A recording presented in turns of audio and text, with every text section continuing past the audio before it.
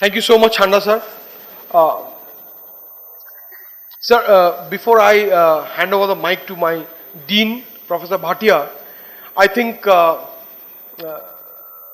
you must also appreciate that, yes, I did speak to your mentor, Sri Iyer, but I think the letter which I sent to you personally, which I didn't write to Nivedita, did make some difference, and I think that was a learning which I got from that. How I could be able to convince you and get you to our campus. So thank you so much for coming. Now I hand over the mic to my Dean, Sri Bhatia, sir.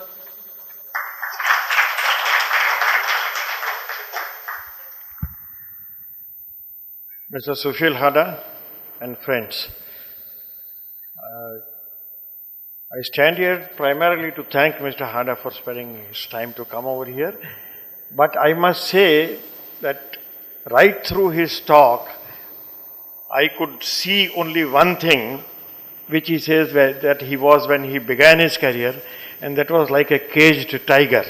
I do not know, I think even today you probably look like a caged tiger who still wants to do much more than what you have already achieved.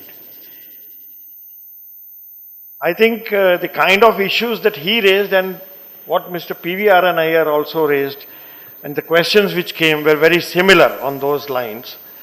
I think I will only say that I'm sure Mr. Handa has read that book, but his talk and the P.V.R. and Iyer's talk gives a very good background for you to read a book called The 7 Habits of Most Effective People.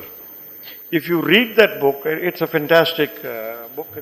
Its prelude has come also, but the preludes are not all that good. There's an 8th habit, and then there is another one called The Speed of Trust.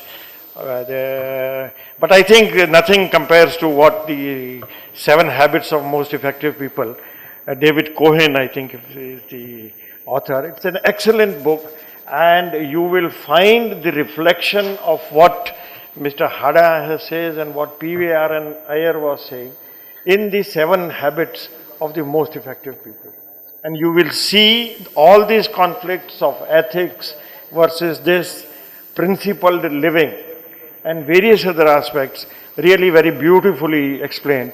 And you really can't make out where management starts, where philosophy starts, where religion begins. All these things, management, philosophy, religion, ethics, reality, gets merged into, that is what life is all about. All these things come together, but then they are all interwoven, and there is a common thread in this which gives consistency to life.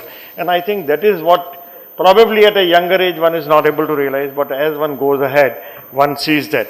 So I think his talk and this thing gives you a very good background to read this book. I do not know whether our library has it or not. If it is not there, I'll try and see that we get that book.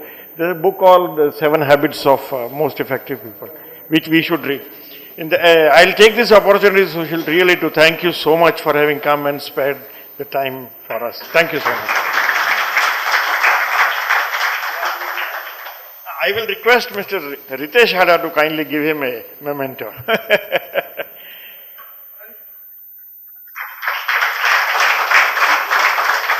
Thank you, sir. You are all invited for a cup of tea.